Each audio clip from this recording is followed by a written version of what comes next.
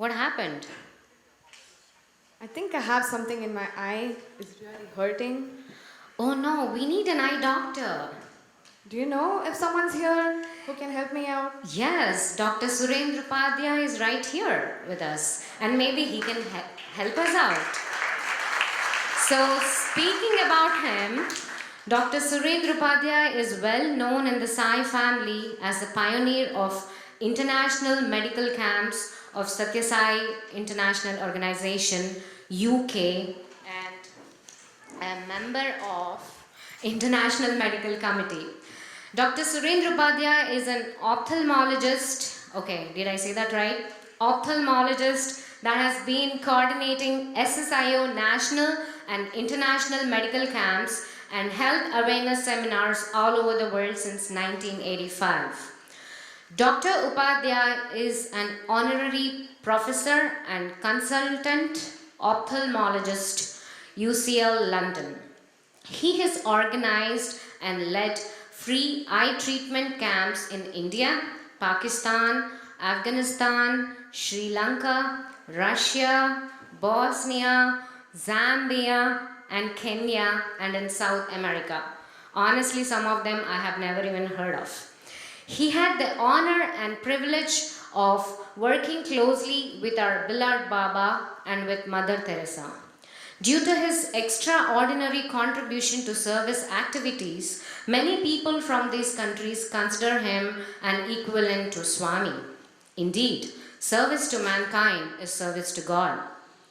He has elaborated on the meaning of sacrifice as described by Sathya Sai Baba, is to love and serve those in need, without any personal reservations or exceptions to the best of one's capacity. At the 2017 SSIO International Medical Conference, he was one of the 14 healthcare professionals and 2 volunteers recognized by Dr. Narendranath Reddy, Chairman, Prashanti Council, for their outstanding contributions and long-term dedication to Sathya Sai Global Health Mission and the practice of Sathya Sai Ideal Healthcare. Ladies and gentlemen, please put your hands together and welcome Dr. Surendra Upadhyay. Woo!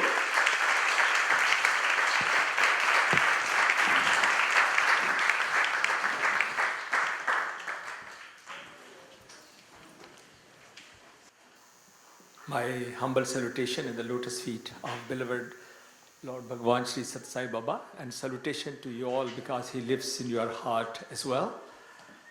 What an introduction, first time that somebody has got problem with the eyes, and luckily I was here. This is Swami says, actually we all have problems with our eyes, and though he is present here and we keep this chair, we cannot see him, but there are many of us who do not have the problem with the eyes, they can see him. And Swami says that as the people have got the problems like they are long-sighted and short-sighted, they cannot see very well, they sometimes use glasses or contact lenses. Swami says, use silence and you will see me everywhere.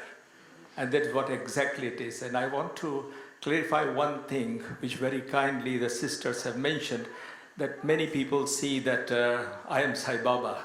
It is the purity of their eyes that they see Swami in everyone, not in me, in everyone who was there.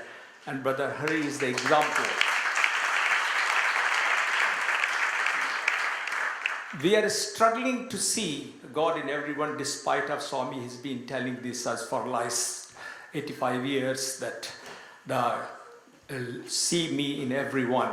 And these people from this very remote part of the world, they have not seen Baba or Bhagavan Shri Sathya Sai Baba. But these people, when they go there, they love you as they love God, because many of them have said one sentence to me and really touched my heart to show how much purity they have in their heart. They say, these eyes may not have seen God in Puttaparthi, but we are seeing the eyes which has seen the gods, we see the reflection of God in you. That is what their devotion is. Brothers and sisters, this is what Swami sometimes sent you to all these worlds, not that you should do the work. Brother Jeff has beautifully mentioned actually that our Sai mission will go without us. Nobody can stop it. You are lucky to be part of that mission. He has chosen you. And who has chosen ones? Those who do not have the rust. He is that very powerful magnet. He attracts each and every one. Each and every one of us. But why everybody is not attracted in the rest of the world is because that rust called ego is there, that impurity is there. That's why magnet is not working. It is not the fault of the magnet, but it is the fault of the rust on that needle which is not attracted. Having said so, I'm extremely grateful to our beloved Bhagavan Sri Sathya Sai Baba and organizers of this retreat on behalf of my wife and myself, that you have given me this opportunity to be part of this satsang. And I feel myself, after seeing so many of my colleagues, that I am really at home after seeing this beautiful altar. This is the same picture I also have got in my home, so I really feel as if I am at home. So thank you very much for giving me this opportunity. And it is a great city actually, which is not also only known for its history, the heroism of O'Hara, but also it has got a great history. A spiritually very realized soul has walked on the street of this city, Chicago, in 1993, and he spoke into the World Parliament of the Religion, and he said 2 words. We have given, can I have some water? We have been given so much time to speak, but this young man was allowed to speak only 3 minutes. And brother and sister, he said 2 words, just knowing that his time is 3 minutes. He said, the brothers and sisters of international consciousness. Just 2 words, brothers and sisters. Name, probably you all know, was Swami Vivekananda. And the entire gathering clapped for 3 minutes in Chicago. Probably, I was very lucky last time when I was here I just went to that street to see that very, very, vibrant place. And you're very lucky to be the part of this city. And just wanted to tell you, as our topic of this particular retreat is pathway to the purity. What path this young man called Narendra took to reach the stage of the purity which has made him an icon in the world of the man who is known as the man behind the consciousness of purity and peace and love. And the incidences, I would like to take you back to the Kineshwar in Calcutta. There was a young man, very educated, named Narendra, is searching for a man or a person who has seen the God and can show God to him. He went to different places and he could not find anyone. One day somebody said, there is a man called Ramakrishna Paramahansa. He is the man who will be able to show you the God. And he came to the Kineshwar. And he saw this ordinary man sitting in a half-lying cloth, almost, a small piece of cloth, and a gopavitam on his chest, just looking aimlessly here and there. Many people were sitting in front of him. He came to the door and thought, this man will show me the God?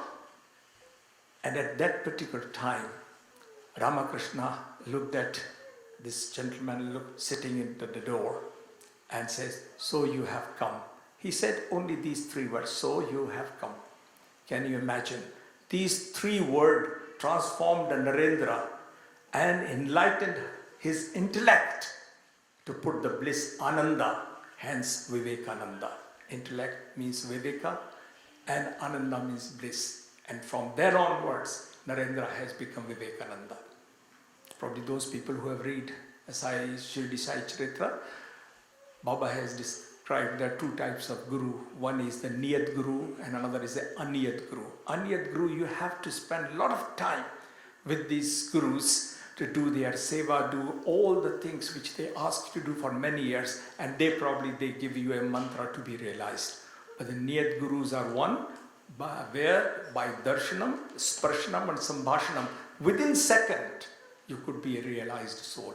And this is what happened to Narendra. He became Vivekananda, and he has given this great mantra of international brotherhood and sisterhood, that we are all the children of one God, and we are brothers and sisters. And our dear Sai has added another word to it, Sai brothers and sisters, to make it a Sai kingdom, and we are all part of that Sai kingdom.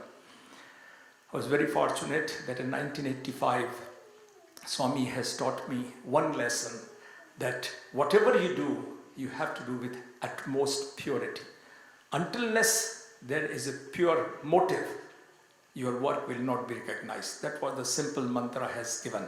So when we finish all the work and you go to Swami, Swami will never ask you how many patients you have seen in the medical camp, how many operations you have done in the medical camp. He will ask you only one thing. He will not ask all these numbers. He will ask you, what was the motive behind it? Do you have that pure motive? And for that, I always use, brother, I requested him to put that little, yeah. Can you just put that little picture which I requested?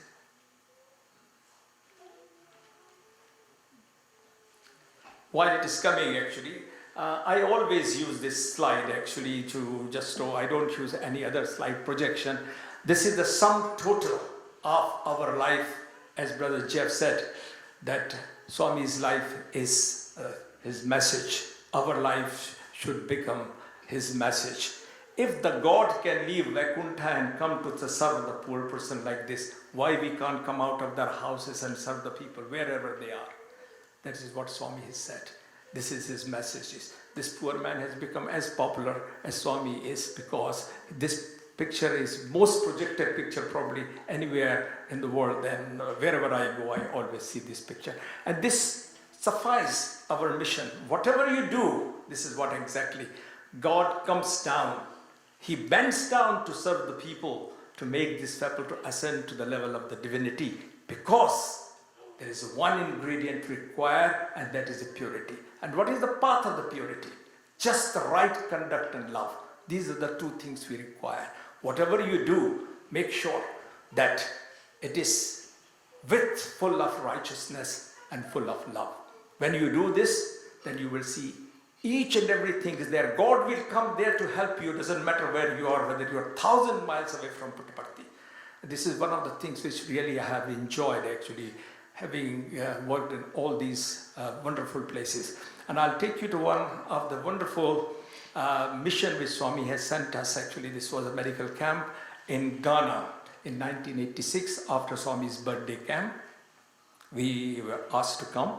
There was an international conference, first conference in Africa, and our great dear friend Victor Kanu was presiding, and many of the dignitaries have come from India, including Brother Srinivas and many of the people, Mr. Indulal Shah and Brother Kishan was one of the gentlemen who was organizing this issue. So it was an education in human values, service camp, and at the same time, the government wanted to know exactly what is the mission of Swami.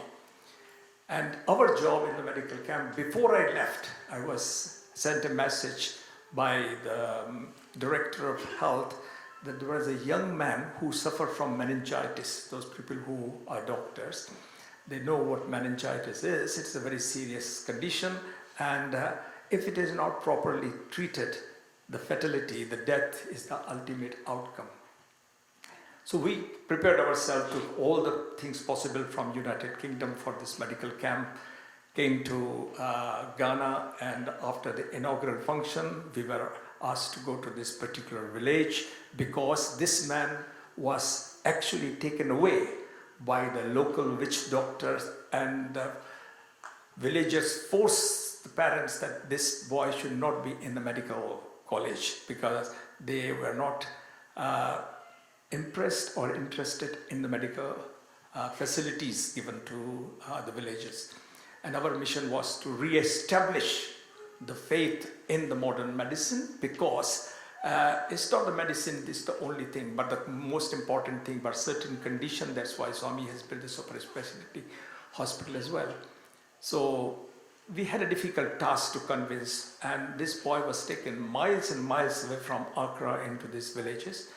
And I always was fascinated with Africa, because in the young childhood I had seen the film with the Tarzan. He's swinging from one tree to another, and there was a tigers and an elephant and a big python hissing around here and there. So I thought, this is Africa, is for me. So we went there. We were given an interpreter who was our driver as well. We were 5 doctors, 2 nurses with us, and it was about 120 miles away from the main capital. We came to the village head, and then driver stopped. He said, the vehicle will not go beyond this point. You have to walk through the bushes. And this was my time in the bushes. I was hoping I will see these beautiful creatures which I have seen on the screen. Thanks to Swami that I did not counter any one of them. And we just were walking, and suddenly our interpreter grabbed my hand and stopped, listening to the sound of the drums. I asked what happened. He says, sir, those days there were not mobile phones and other thing, and still many of the African countries, they still use the sound of the drums to inform each other what is going on in different part, that is their language. He said, sir, sign is not very good. This I can understand where the message is going, that some unwanted creature, unwanted people are entering the village, and that is us. So I told him, that doesn't matter, let's go there and we'll see what's happening. He was a bit reluctant. Being a local man, he realized probably there was some serious incidents was waiting for us. We had the name of our Lord Sai Ram on our lips, and we walked. Somebody started singing a little bhajan as well, and we arrived. As we walked about 300 yards, we were stopped by a fearful gang, and the head of that gang has got typical African uniform, like a lion cloth, and he has got this little hat with the various bird's feather around it, and painted face and everything like that. And he was thumping that sphere on the land, and there are other people with the drums with him. And it was quite a frightful sight, and suddenly I thought, no, I was not hoping to face this. So I asked this gentleman that why these people want to stop us. So he went and asked one of them, sir, these are the doctors who have come to see that boy who is really not very well. So the man said something to him. He came back and he told me, that is the main reason they have taken that man from the hospital, and they don't want us. We are not welcome. We better go back. We were given the mission to take them. What else we can do? We started praying to God. Baba, you have to do something. We had been given these instructions. And we knew that somebody in the village, the mother of the child, has been praying very, very hard, because this is why we got the message to go there. Sincerely, she was praying to the Lord that, Lord, send some help for this little boy. At that particular juncture, this man started looking at the emblem we were giving, like this picture we has given. I was given that also, and I had a picture of Swami on my chest like this. This man with that, chief of that gang came near to my chest. I was a little bit scared because he had this weapon in his hand, and he walked near to me, looked straight at the Swami's hair. He took his hat off and started shaking his head and started showing. I could not understand. Then this boy, who was so much scared, first time I saw this smile in his face. And he said, sir, he's saying that his hair is same as your master's hair. I said, Swami's drama has started. His darshan has changed the mind of that man. So I told him, tell him, he's our Lord, Sai Baba. So he said, he's the doctor's Lord, Sai Baba. And he also said the word, Sai Baba. The moment he says Sai Baba, I knew the enter of Lord's name has entered, and this fellow will be purified, and all the negativity will wash away. And that is really, it has happened. Then he said, okay, I will allow 2 of the doctors to come. God bless, I had a lady doctor with me. She's like my godmother. Her name is Dr. Savitri Tank. He has done medical camp. She was a general physician because I needed her because I'm just an ophthalmologist. So I thought she's the better person to recognize what is the state of health of this man, whether he's still alive or not. So we entered the village. And a typical African village, you can see some dogs running here and then, and cockerels, and a small hut, and some villagers doing their works. And in front of a hut, there was a mat, and on that mat, there was a body lying there. And that body was almost cyanosed. Those people who are doctors, they'll understand. His body has almost turned blue. Dr. Tank looked at me, I looked at her. We realized there is hardly any sign of life in this boy. But again, Swami says, prayers. We started praying. Looking at the mother, old mother, she looked actually the statue of sorrow, as if she has not eaten for days, looking at that sun lying on the mat. So we just went near to the mat, looked at this man who was still watching each and every moment of ours, like a spy, what we are going to do next. She kneeled down there and looked at that man, looked at the pulse, and looking at the pulse, I saw that, sadness in her face. She turned her face that way, that there's no sign. And she looked at the pulse in the neck, that in case there is a sign, nothing happened. And then she got up and she said, look into the eyes, possibly there is still the sign that his brain is not dead. So normally we just put a torchlight to look at the pupil. If the pupil are dilated and fixed, not reacting to light, means there is no hope whatsoever. With the prayers on my lip, I kneeled down and I wanted to put my hand under a little cloth on which his head was lying there. I put my finger and suddenly I had a little sort of a shock because something touched the tip of my finger. And in Africa, what can you expect? It could be scorpio, or it could be some sort of very poisonous spider. Your life, you always think about it. I said, Sai Ram, and pulled my hand. And then, because as I was pushing my hand, the head lifted, you won't believe what I saw. I saw the picture of Swami, why you fear when I am here. Thousands of miles away in Africa, this man is lying there. As Brother Jeff said, you don't require to do his mission. He just give you a chance to just witness the drama. He was already there and his people was reacting naturally. I told Dr. Tang, we don't have to worry about anything. Swami has done this trick to us, probably to transform the people here. That is why we have come. I think it'll be all right. So we asked this old man, sir, you don't want any medicine to be given to this man. Can we give this little powder to this man, put on his forehead and put in his mouth? You know what he did? He was so suspicious. Typical doubtful Thomas. He said, I want to test this powder first. Can you imagine? Firstly, he had a darshan of Swami. Then he had the word Sai Ram by his mouth. Now he wanted to test that. A special powder we all call vibhuti. Paramam Pavitram Baba's vibhuti. It is the most pure thing. We are talking about the purity, path of the purity. Baba himself has said, Param Pavitram Baba's vibhuti. I gave a little vibhuti. He touched it at the bone in his finger, and then he put on his lip, and then it is gone in. And at that very moment, this man was totally transformed. He said, okay, you can do what you want to do. He put the vibhuti in his mouth.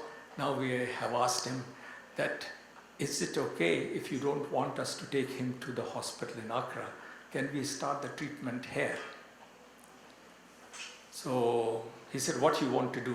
The biggest job was, first of all, to start the drip, because that man was looking so ill, and we had all the antibiotics. It was very difficult to find a vein and everything like that.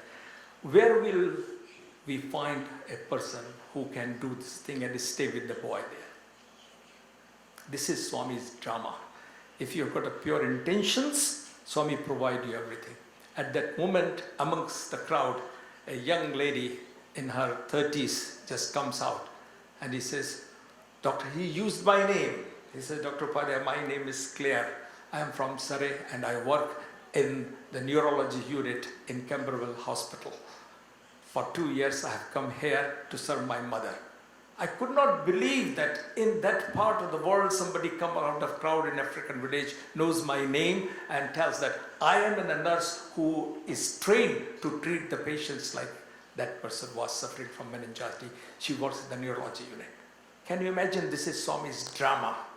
He has already sent somebody who is specialized to treat such a patient. Who are we? It is just Swami wanted us to witness that extraordinary drama. Use that little boy and also showed us why you fear when I am here. Everything is happening. So I asked him, how come you are here? He said, my mother was very ill, so I have decided to leave and come for 2 years. There was an opportunity. You had a friend actually in Camberwell Hospital. He was an ENT surgeon, and once I met you there, one of my friends used to work in Farnborough Hospital, and it's just a casually probably I met her because there was a little gathering, because one of my friend also worked as an eye doctor, the Dr. Singh. So this little coincidence from A to B to C and D, Swami makes that connection for that to happen. It is needless to say that after that there was no problems at all. Only thing happened was that we entered the village, but we can't come out of the village. This man stood right in front of us and said, you cannot leave this village. We were all shocked. Why, sir? He said, you have to do the medical camp in this village first. A man who was obstruction, greatest obstruction for us to get in, now he wanted us to do the medical camp. There was an abundant primary health center. Our devotees have transformed it. As Brother Lucas has said actually, that what we have to do in the community to reintroduce Swami's name and other things like that, look for the opportunities. There was an abundant primary health center which was not in use because the compounder and doctor has to leave because this witch doctor did not allow. He saw that love of our, and he saw the purity in our motive. He was transformed by Swami's darshan, by Swami's name and vibhuti. The moment inside is gone. He himself has become one of the person who was, you can say, coordinator. And after that, there was no problem. That village also became a center later on. The story does not finish there. When we were leaving the Accra, we were at the airport. And in olden days, the planes used to park quite far away. You clear all the immigration and everything, and then you come out as you're walking. Victor Kanu with many people came, because by the time whole of the Ghana was echoing with one word, Sai Ram. When we entered, hardly anybody knew who Sai Baba was. But those 10 days of education and human value meetings and Narayan Seva social work and the medical camps has put this name, because this is our trademark. Wherever we go, we always say to people, Sai Ram. So the people, when we are walking on the street, people will say, these are the Sai Ram people. Radio has broadcasted the work of the Swami and the educational program which Swami wanted to introduce. And Swami was so happy with that work. But most important thing was at the end, when I was leaving from the airport, I was about to board and somebody came running behind. He said, Doctor, there is somebody wanted to see you. So I said, it is probably one of those organizers wanted to say something. So I turned back. Victor Kanu was walking with me, and I came back to the lounge, and you won't believe what I saw. This man who was almost dying, sitting in the wheelchair, holding the same picture of Swami. He came all the way from the hospital to come. Swami's mission was to re-establish the prayers and the faith into the people, and also the faith for the modern medicine, so that they can get something which is missing into the village and the people don't die untimely. This is Swami's mission. And if you just contemplate on this story, our role was negligible. We did not do anything. Swami has set the entire drama in order to show, I am omnipresent, I am omniscient, and I am omnipotent, capable of doing everything. I am just giving you the choice. Take it or miss it. That's what the important thing. It takes me to another story when we talk about when we prepare for anything. Swami is very particular that you think about the entire scenario. If you miss one thing, then your mission is not complete. This is the medical camp in, if I think correctly, it is in Zambia. Probably you all heard the great school that Victor Kanu has started called Miraculous School of Swami. And if I start telling about that Miraculous School of Swami, probably I'll take another 2 days, because there's so many stories attached how Victor Kanu really has established that school. So we were asked by Victor Kanu to conduct a medical school, and there was a very pure motive behind the medical camp. And that story comes into this particular thing. So after third day of the medical camp, it was an open ground like this, and there was a few hangars which was used during the Second World War to keep the helicopters and the aeroplanes to take the casualties in and out from that place. So third day of the medical camp, some people brought a 14-year-old girl. She was almost lost one eye due to a condition called retrobulbar neuritis. It is the problem of the damage to the nerve due to the inflammation. It's a treatable condition, but in the village there was no treatment available, there was no ophthalmologist. So when these villagers, they heard, they brought this girl, and they traveled 18 hours to reach the medical camp where we are doing the medical camp. And with Swami's grace, her one eye also has completely gone, but second eye still had got some vision left. Luckily, we had the treatment, so we started the treatment, kept her in the medical camp where we're working. A small tent was given to that girl with the mother, and she had an injection every day inside the eye, which is steroid injection. And then after 6 days, when the medical camps were about to finish, I called her with the interpreter and the mother and gave some steroid tablets and told her that take these tablets as instructed, written in the local language, Swalis, that you take these tablets after the food. The girl started crying. Then I asked the interpreter, why she's crying? He started crying. So I said, Joseph, why are you crying? He said, sir, you are giving the tablet free to her. But the reason she told me, what food? Every morning she gets up and stands at the crossroad of the village. And if any of the contractors pick the family up, they will go and work and get some maize and some cassava. That's what they get, not the money. And they will eat.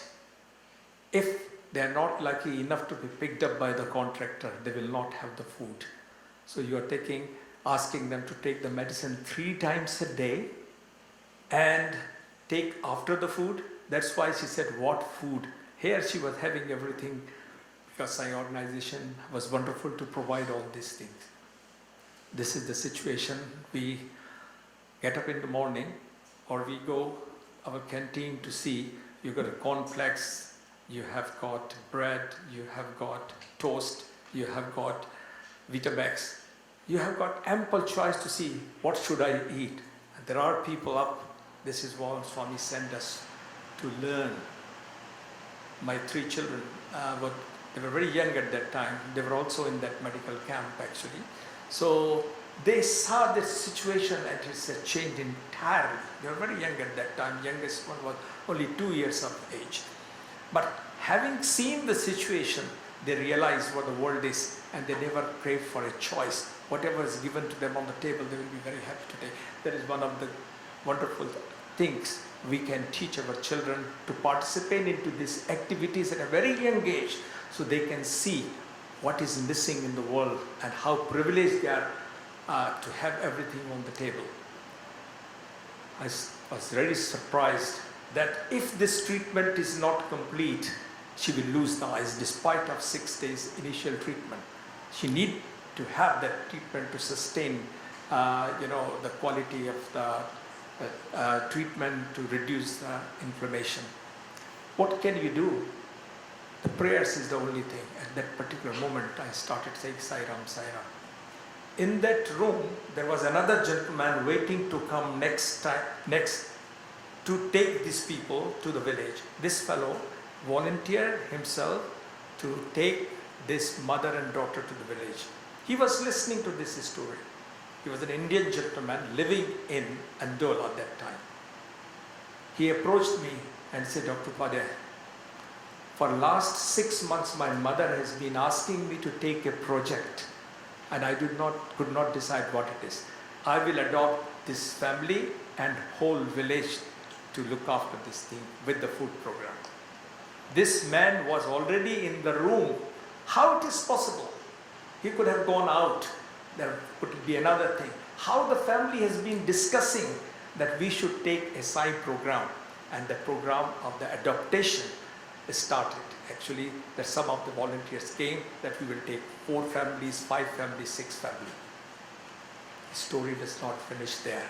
Of course, the girl was looked after very well. The mother and father and the girl was given a nice job in the copper factory, because the copper factory's manager was one of the volunteers in the camp who has offered his services. When he came to know the plight, Victor Kanu spoke to him, and they got the job, and rest of the life they did not have any problem.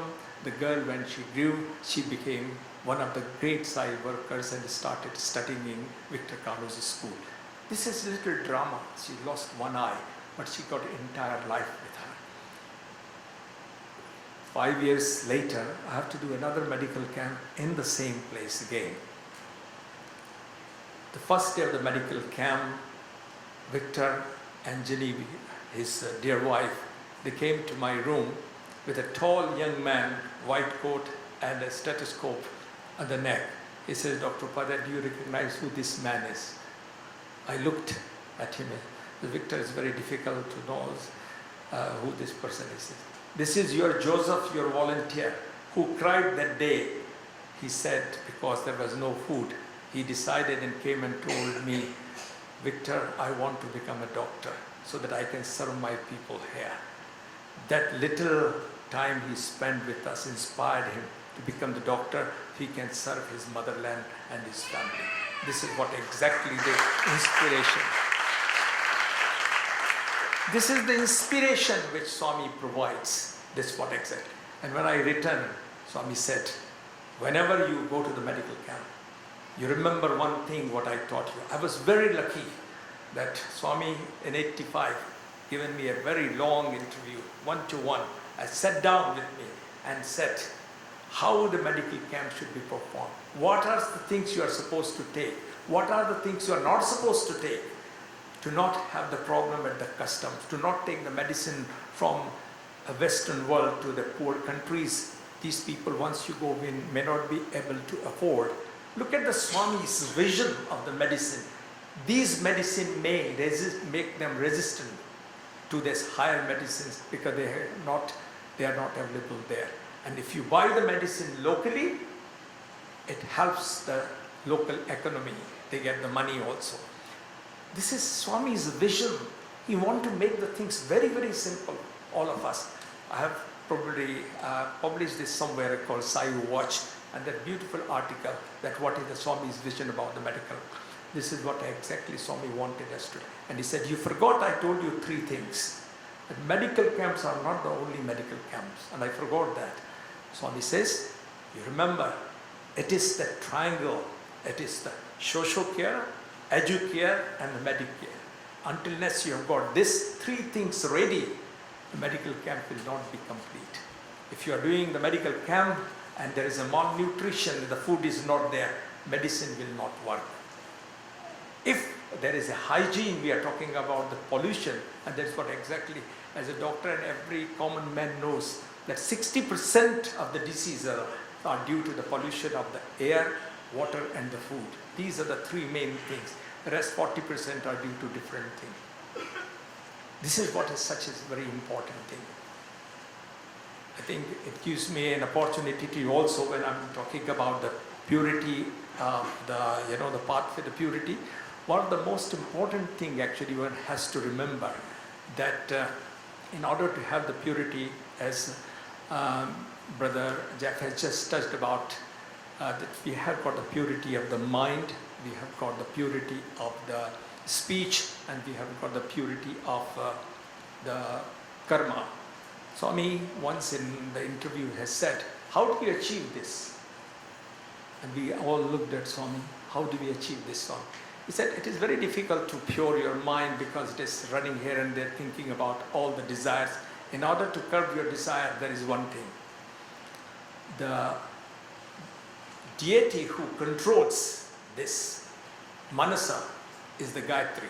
Whenever your mind is wandering and you want to put the purity of your mind, start chanting Gayatri. Your mind will calm down. Number 2, he said, for the vacha, speech is the Saraswati. Ya Devi Sarvabhuteshu Buddhi Rupena Sanstita. Namastasya, Namastasya, Namastasya. Simple thing, Swami said. And for Karmana, he said, it is Savitri. Whatever you do to purify this thing, in order to remove the ego, I am doing this to get the name and fame, purity has gone. The moment the ego comes, Swami goes out.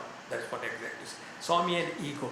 E comes, I go, Swami said. This is what exactly Swami's words. That is simple thing he has given to us, the pathway of the purity. And this takes me to another incident, that power of the vibhuti. It is such an important thing. And this is a really, it shows that when we are not able to do something, what is our role when we are working thousands of miles away and there is a circumstance in front of us where we should look, what we should do. We should not forget that He's always right there. But the only one thing you have to really call for Him from the pure heart. And Swami also suggests right from the beginning, when you do anything, you do not require His picture, you do not require His name, arranged by Sri Sathya Sai organization. Many of the times it has happened with me. Swami said, don't use this. And this is one of the incidents actually. We were asked by Swami to do a medical camp in Shirdi. It was the first ever medical camp arranged in Shirdi by Sri Sathya Sai organization. And this formed the bridge between Shirdi and Sai. I was very lucky and fortunate with Mr. Chauhan, who was actually the Chief Minister of Maharashtra, and Mr. Sawant was his health minister. Mr. Sawant was there in that interview, and Swami told us to go for the medical camp. As we were all coming out, Swami called me back and he said, only one thing, don't use the word Sai Ram. Can you imagine? The Sai Ram has become our breath. Even in my hospital, I am called Sai Ram doctor, because when the patient enters, I always say Sai Ram. Because the moment you say Sai Ram, something happens to the patient and the entire thing changes. Even if the patient is angry, waiting for half an hour late, the moment you say Sai Ram, something happens. God only knows what is the magic of this, but you can try it. If you are facing somebody who you do not know and a problem, you say Sai Ram, you will see that everything changes. It's a really magic word. I have tried this for such a long time. I said, Swami, it is obvious. How can? No, you can't use this word Sai Ram. Test, Swami says. I said, Swami, we'll try. So we went to Bombay. We were very lucky. We were called by the Chief Minister, who was very gracious, that he provided all the transport and everything for us to come to the Shirdi. We started a beautiful camp.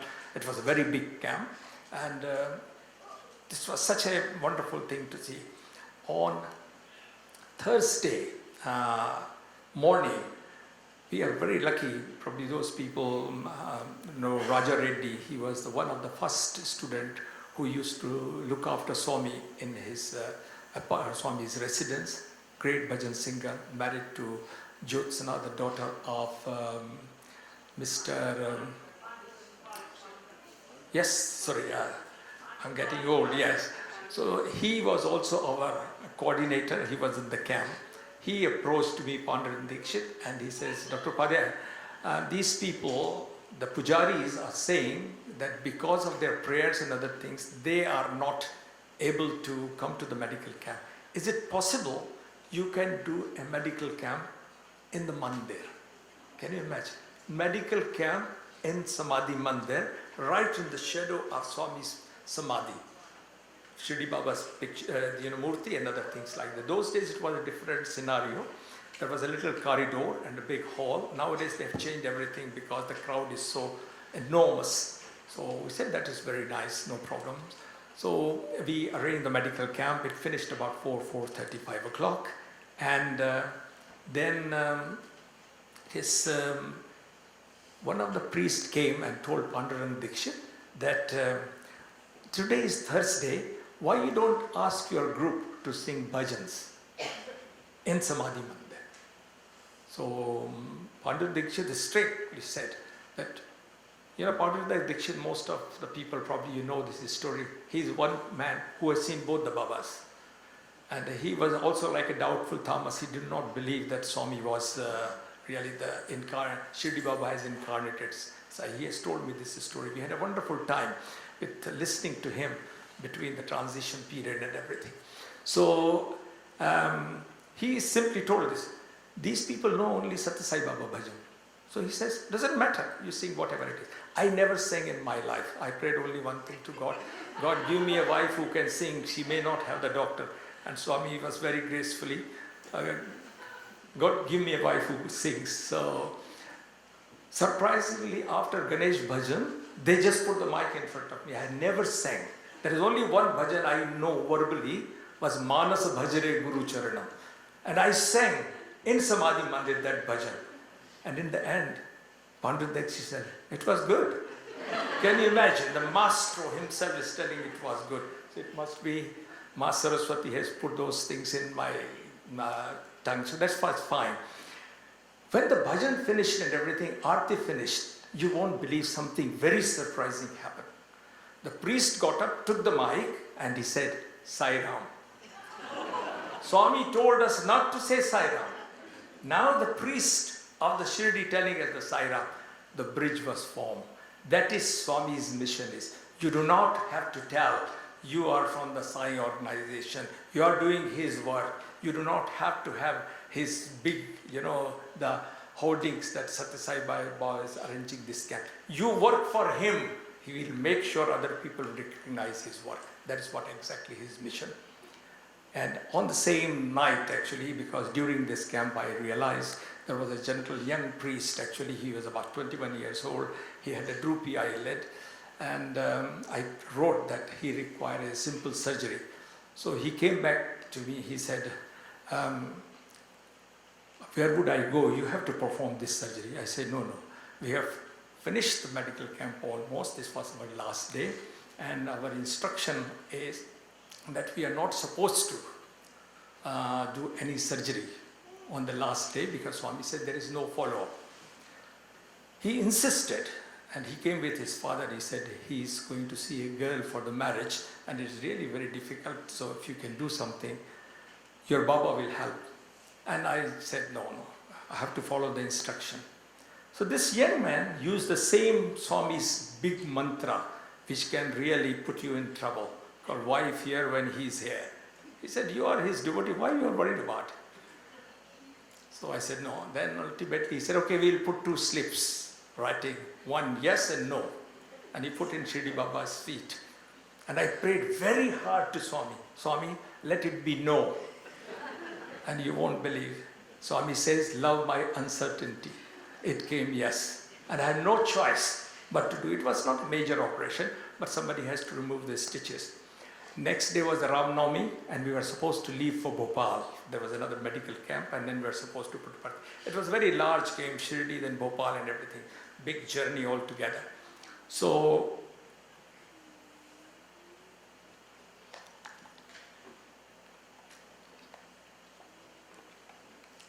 I told him that we are leaving very early morning. I'll come, see how you are. I'll give you a little slip. When you go, after 7 days, go to one doctor is here, his name is Kulkarni. He will remove the stitches. Though he was not an eye surgeon, he was a general surgeon, but removing the stitches is not a problem. Because this gentleman worked with me in the camp, and we have to, Swami says, whenever you finish the medical camp, you make sure that make somebody in charge for the follow-up, so that there is any problem, you have got some connection. Swami is very, very, very particular about each and everything what you do. And we know that his unseen eye must be watching. That's what it comes in this particular drama. So I said, I'll come and see you 4 o'clock. When I came back where we were staying, there was a chaos. The whole hall was full of boxes and everything and whatnot, and so we were packing everything. So I said, what is happening? He said, tomorrow is Ram Navami. There is a huge crowd is expected in Shirdi. Shirdi Ram Navami function, you all know, is a huge function. So we want to leave very early in the morning, before 6 o'clock, before the crowd comes. They have allowed us to have a darshan at 5 o'clock, and then we can leave. So we want to make sure the whole thing is loaded, everything in the night.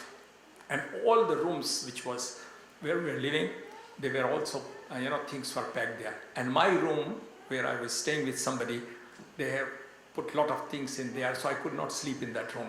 So they say, oh, you can go downstairs. There is next to the hall, there is a bed. You can sleep there. And so I said, okay. So that's fine. So I went there, and there was a little kitchen and a doors. So after the hall, so I closed the door because these people were packing. There was a lot of noise. I was very tired. I prayed to Swami and I slept. At about 4 o'clock, I had a knock on the door, and this little priest was standing there. Just remember one thing, I was not in my room where I was staying. I did not know myself that evening where would I sleep. How did this young man know where I was? He knocked the door. I opened the door, still half sleepy. I said, I told you that I'd come. He said, it is past 4 o'clock. You said you will come 4 o'clock. There is a gentleman came and he said he is very lazy. He will not come 4 o'clock. He is never on time. So I will take you there. So I said, but how did you know I am in this room? Where is that man? He said, no, he told me, go there, not that room, he is there. I said, tell me about that man, how he looked, because you always think. He said, look, my one eye is closed, but I could see with other eye. He was a young man, but with a very fizzy hair, and that's all. I realized, Swami, I'm very sorry that I'm always late. I have to trouble you. Naturally, Swami can na jane kis bhes mein Baba mil jaye Bhagwan. You never know in what form he come and have. But he knew that this man has to be looked after. So I examined him, changed the dressing, and then give him the little slip. And that was all. We finished the Bhopal medical camp. We came to Whitefield. We had the people from all the denominations. We were from Indian people, English people, African people, and those days were a steam train, not an electric train. When we got down at the Whitefield station, we are looking at each other. We all look all one color, ash color, because of this, the sweet from the train and all those things. So we said, this is what Swami called uniformity. We are all one color. Nobody looks white, black, or brown. We all look one color. And we had a shock because one of the person who was supposed to take us to Whitefield said, Swami has left yesterday for Uti. We had a very little time and are very tired, 3 big camps. So we said, okay. So we hired few taxis quickly and we just marched toward that taxi. This is where comes very important thing to remember. The purity and the unity, you had these 2 things which is going on. Halfway through the Bangalore to Uti, one of the car breaks down.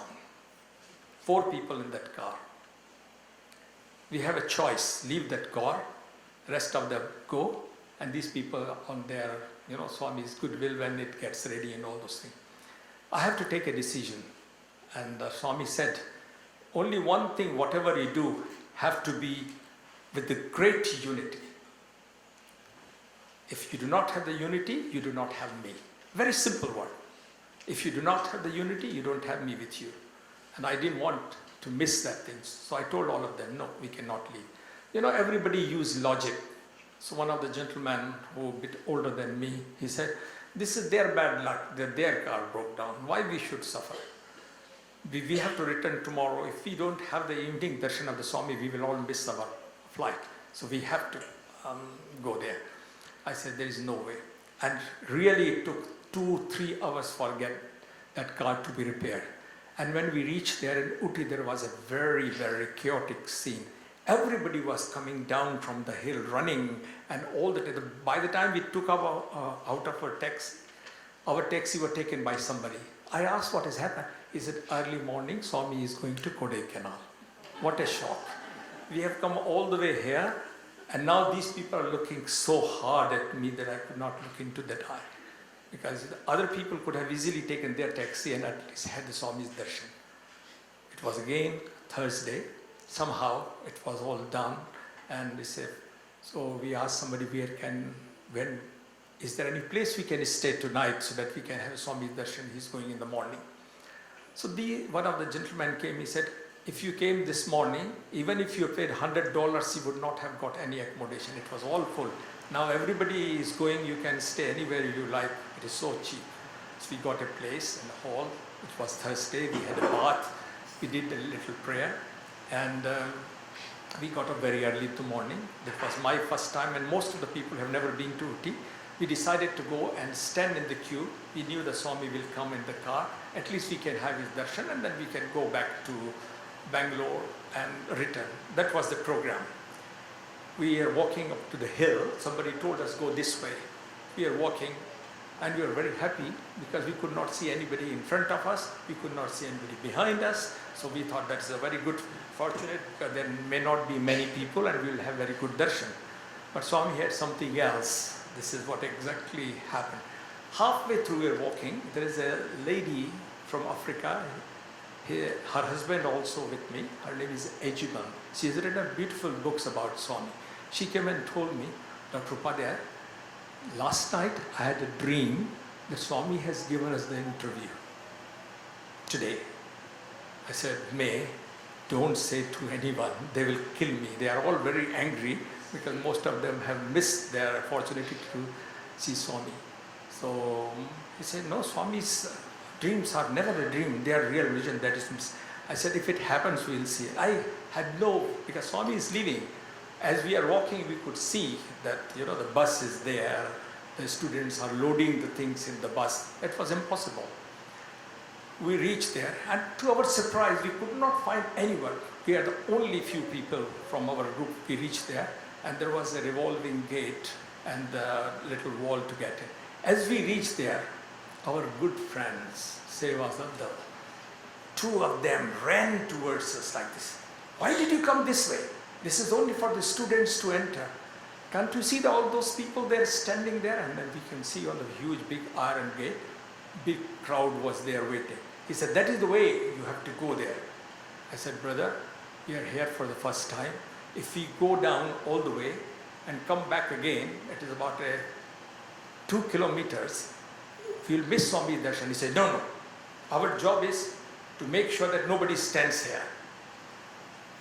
You can win Swami's heart, but it's very difficult to win Sevadal's heart. That is what is actually, it is so difficult. What can we do? Those days there was no cell phones, nothing outside.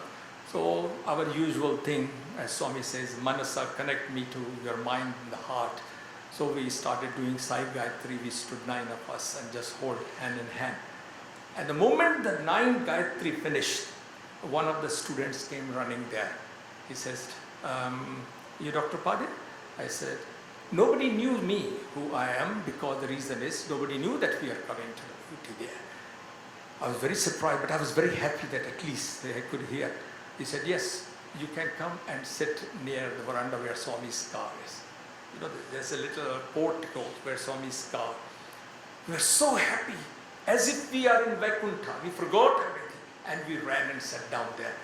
And we knew that at least we'll have Swami's darshan. As we went there, people on the other side, they started shouting why we were allowed to come and sit there. And the most beautiful scene in that midst of doubt, what has happened to us, whether Swami will talk to us or not, the sun is rising in the east. There are those people just behind the bungalow. And Swami comes out that door and you can see the Swami in that glow. He just glided himself towards us, went right to the husband of May Ajimal, who was reading Sai Charitra he bought. Not even looking, the God is standing in front of him. Swami materialized vibhuti, put in his forehead. Very happy with your work. Swami is very happy.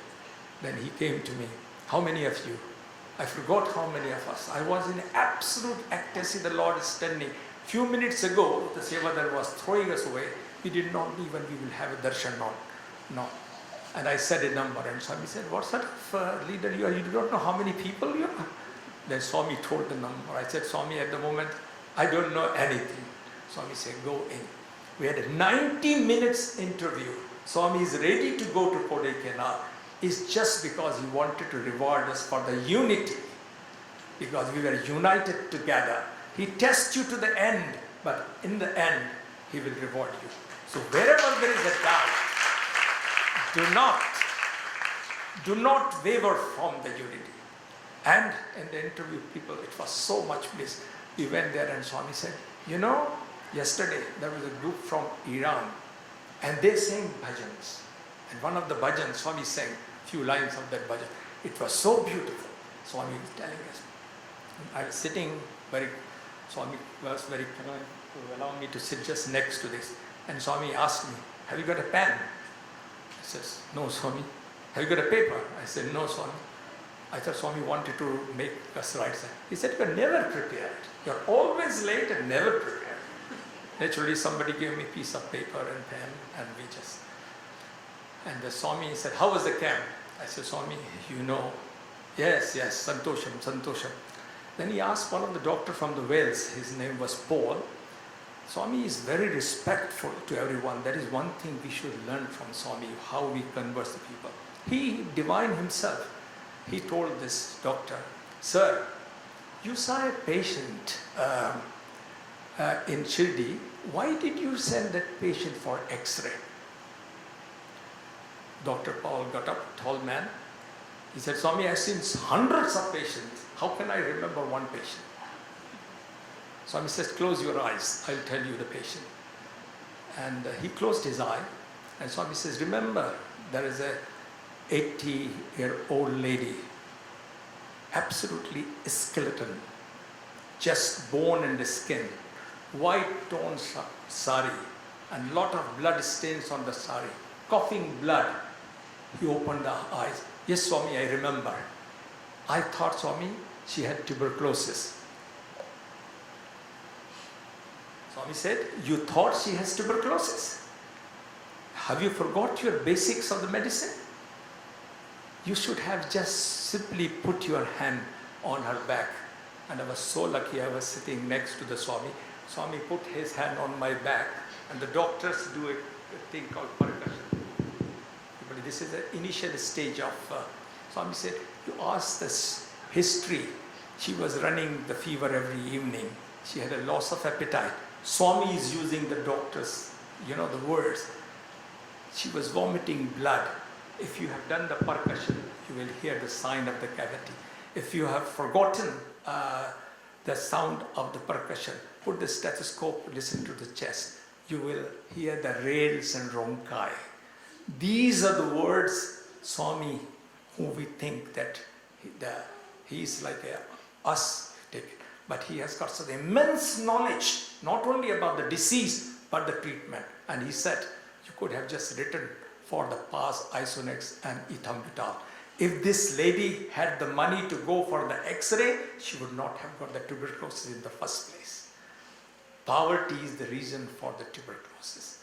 Do not write unnecessarily investigations for the people who they cannot afford. Use your skill and intellect and what you have learned, the basics of the medicine. Use the basics of the medicine to diagnosed the patients there. He was stunned.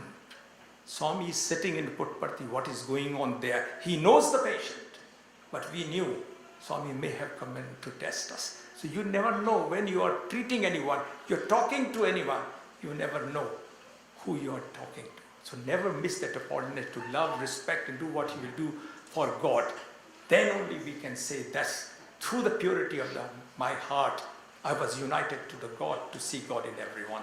That is the message. Then he turned to our pharmacist. Have you got 5 minutes? 5. Then he turned to our pharmacist and he asked our pharmacist, "Sir, what is the difference between medicine and chocolate?" So this fellow, out of his great intelligence of the pharmacist, says, "Sir, most of medicine, Swami, is very bitter. Chocolate is sweet." Swami said, "Have you ever tested a Sudafed syrup?" Stunned, which is quite sweet because we give it to children. Did not have answer. So I just indicated, there's no point arguing with Swami, keep quiet. So Swami has asked me to keep writing what he was saying. So this fellow says, "Swami, I don't know." Swami said, if you've got 10 chocolates and you've got 20 children, you break the bar and give the 20 children, all their mouths will be sweetened. But if you've got a medicine for the 100 people, and when you're short and start distributing 200 people, none of them will get cured. None of them will get cured. So give the full medicine to the people who really are, whatever medicine you have got, to give to that first 100 people. At least they will get the medicine. If you have the medicine, they are not going to come back to you, and you will make them unnecessarily resistant to antibiotic and whatever it is.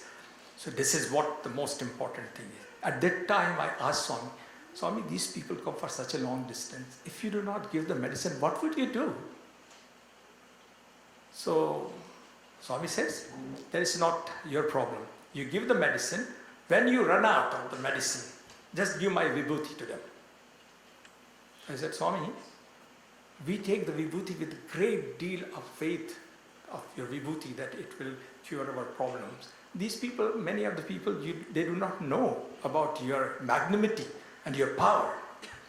Swami said, "If you are you are an eye doctor." "Yes." I said, "Swami, you have made me one. So if you have a patient who has got a problem with his liver or the kidney, what would you do?" I said, "Swami, I will refer the patient. The kidney, if Dr. Hari is there and I have got a problem with the liver, he is a hepatologist, I will be very happy to refer the case to Brother Hari. What will happen to him?" "Swami, he will treat. If you do not have a medicine, the moment you give my vibhuti or touch the vibhuti to his forehead, that patient is referred to me. And according to his sanchit punya karma, I will treat him, cure him or not cure him. It is between me and that patient. Your duty is just to touch the vibhuti or give to the vibhuti whether he has got a faith or not." That is the power of the vibhuti, and this is own Swami's word. What a powerful word by the God himself. So brothers and sisters, when you take that vibhuti, remember the strength and the power of that vibhuti. If you have got the purity of your heart, it will go straight into your heart. And Swami in the end says, "How do you realize that your service has reached to me? What is the thermometer?" The thermometer is very simple. Swami said, when the surge of the purity is there, you will drown in the love of the Swami, and the fountain of the bliss will flow through you in the form of the love to serve the people. Thank you very much. Sai Ram.